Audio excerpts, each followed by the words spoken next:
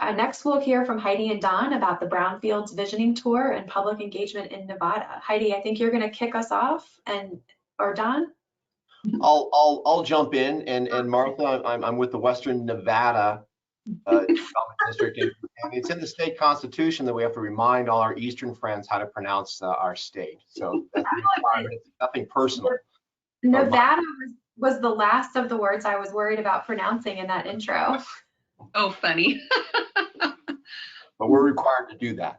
So this is very similar to what Michael presented. I mean, what the virtual visioning tour is very similar to a block talk. This was supposed to start as a walking tour, and it was presented by Heidi's organization and the Pershing County Economic Development Authority, and it's part of a Pershing Lovelock Brownfields initiative.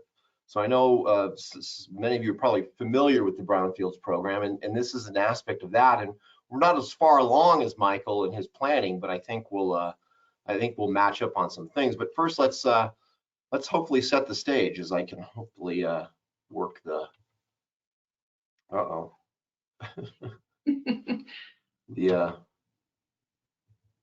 Your arrow buttons or your scroll. Scroll. There we go. There we go. So let's set the scene. This is Lovelock, Nevada. As you can see, we're right in the middle of northwestern Nevada, and I'll let Heidi kind of walk us through. Sure. So we're located about 100 miles northeast of Reno, Nevada, on Interstate 80. And our community, the county itself is 6,000 square miles. We have about 1 resident per square mile in our county. The city itself, Lovelock, is the county seat.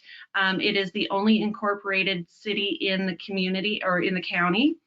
And we have roughly about 1,800 residents in our city, and then the rest are just spread out throughout the county.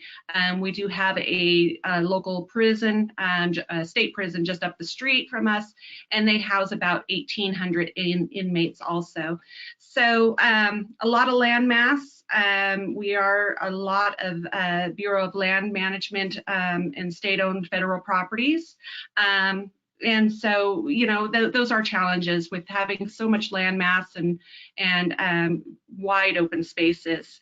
But anyways, so with Lovelock, which is what we're focusing on for today, we are an agriculture and mining community.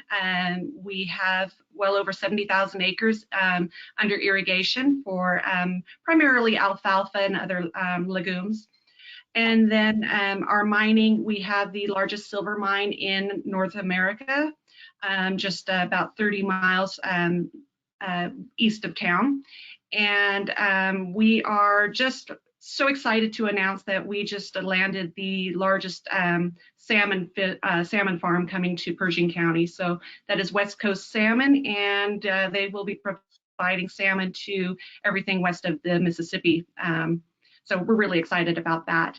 But with our Brownfields initiative, we were hit by a fire last November, and it wiped out almost an entire block of our community, a historical block.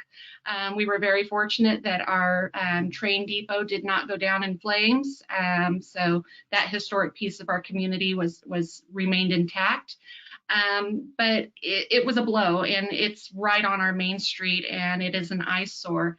And as it was burning, I called up our Brownfields rep consultants and said, hey, I got a problem, and I think I'm going to need Brownfields to, you know, our grant dollars to be funneled over to here, you know, and we'll deal with that. So then we started with the Brownfields, you know, the assessments and so forth, and then we were into creating a redevelopment plan for that area. Am I jumping ahead too far, Don? No, I'm just trying to keep up with you. Sure. So we were recreating a development plan for that burned area for that entire block, and part of our EPA grant required us to have public engagement. And so in March, I had a date set for the end of March for our first public meeting. And I was getting ready to order food when the state shut down. And so then we had to, well, then we just kind of sat back. We're like, well, maybe in a couple of weeks we'll get to do this. And here we are several months later, and we weren't able to jump back into it. So I kind of took a back seat on the public engagement, and then Don came in and he's like, hey, I think we can do this. Well, one of the things with the EPA grant work plan, community involvement is very important. And we already had one community meeting, so we kind of had a good idea of who our stakeholders were. We had some traction going from our January meeting, where we had about 38 folks show up and do your traditional, we're sitting in the seats, we talk at them, they talk back, we take comments and put them on the board kind of deal, just kind of an initial almost an FAQ type meeting.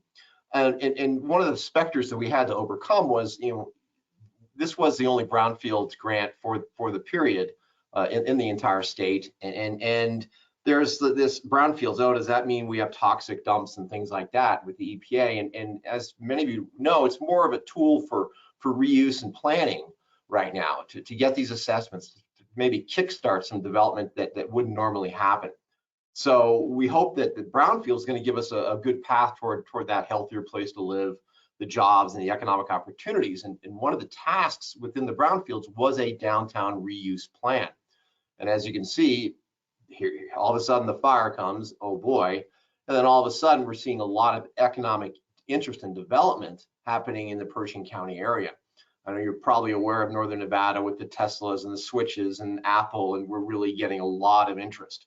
And it's moving east along I-80 toward Pershing County. So it's like, oh boy, we better be ready kind of deal. So we need to have the amenities.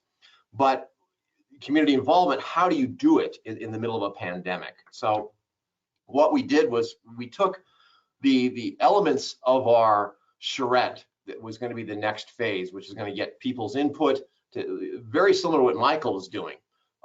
Get that feedback, get a live feedback. And in fact, we had a map already printed and ready to go to give to people to take the tour before the meeting kind of deal.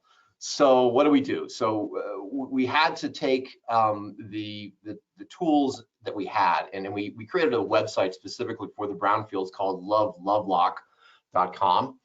And that also plays into Lovelock's, one of their main marketing programs is I guess every February you can come lock your love in Lovelock, and couples do come and exchange vows and lock their love at Lovelock. And you could look that up on Google as well. But what we did was we tried to recreate what I call a docent tour. I think Michael called it a block talk and facilitators. I considered Heidi as a docent. That we take the tours, and the browsers are shown each video. We did a video basically with a phone and a little microphone connected to the phone. And at each site in the tour, we asked questions and presented open dialogue opportunities after each stop. And while Michael was able to load a lot of things onto his outreach, we had to take in consideration the bandwidth of our internet in our area. You can't throw a lot of stuff on our uploads and downloads. It doesn't work that well with a lot of our people. So we had to try to keep it that simplicity was also a data issue. So we sought public input on these reuse questions. What do you value in a downtown core? How do we create a better sense of place and community spaces? What are the building blocks for a downtown vision? And this is a little tip we learned on the way. Look at your grant management protocols. We could not call this a survey per the grant. It had to be called a public engagement or public input. And we kind of cleared this with our EPA person first, but make sure if this is under a grant scenario that you read the protocols of your grant, because there may be some little landmines there. But thank goodness we had a really good EPA, Lisa, a really good EPA person. So as you can see there, this is what it looked like on the screen of Lovelock. On the left side was you'd click, and then Heidi would take you, take you downtown at our 5 spots. It was if you the previous you could look at it if you want to. I had the URL on the previous slide, but And then she would go literally, okay, stop the video and go to the questions. And we'd have on the other side of the screen these questions, which were pretty open-ended questions that people could really fill in the blanks. So we try to kind of distance from the survey A, B, C, or D kind of deal. And we just use, simple kind of YouTube video format. And then on the right-hand side, we use Cognito Forms, which works really well in the WordPress scenario for us. It was, again, simple, low digital. I mean, we're trying to fix Skylab with duct tape here. So that was our goal. And we promoted it through press releases, social media, and plus we already had identified our shareholders from the previous meeting, and we got their data, and Heidi did some personal, hey everybody, come out and do this. And what we got was great response. And our first meeting was 30 people. We got almost 90 people to respond on this format, which was like, well, this is great, because I guess people like to do things in their PJs and not go out into public. And so I think we hit the sweet spot. And we left it up for about a month. And the responses revealed, obviously the universal elements sought for the downtown Lovelock core, things to do, entertainment, retaining historical values, cultural spaces. And I know Heidi had, well, the number one response was fix the burn site. Yeah. Clean up the burn site. Yeah, and it was really, when I was planning the physical meeting back in March and just about ready to order food, I was hoping for 25 people to show up, and I knew who those 25 were, same as everyone else on this conference. You know who your 25 people are that are going to show up, and so when it all fell apart, and then we regrouped and we did our low budget, me and the wind blown hair and our microphone a little bit wonky. But it appealed to people. And so we ended up with well over 85 respondents. And some of those people were not from Nevada, not from Lovelock, definitely. But, people that had passed through that had some sort of connection. One lady I'm friends with on Facebook, and she's a consultant in a whole nother state, but she is familiar with small communities, and she wanted to give her input. And so it was a lot of fun. We had a lofty goal of trying to reach 10% of our population, of the city's population. That would have been 180 respondents. That would have been tough, but I was so pleased with well over 85. We did it on a very low budget. There was no budget. So I love looking at the previous presenters' slides and tools and stuff. And so yes, I was jotting those down as well. But it was fun to do it. It was fun to be successful. And I look forward to trying this again. And quite honestly, we are now in the planning process of having 3 other workshops. And those will all be virtual as well. So basically, we're able to identify our audience and then engage them in this process.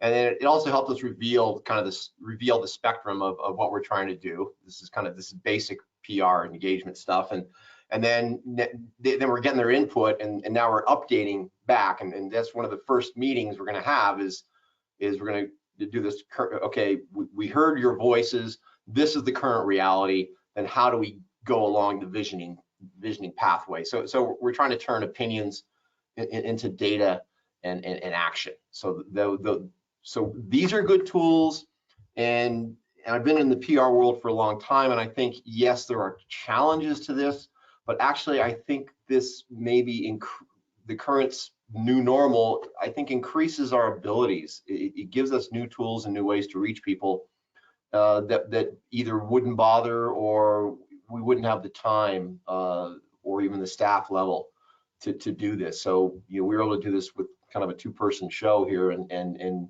get some substantive feedback, and I think get some traction for our future reuse plan for downtown Lovelock, Nevada.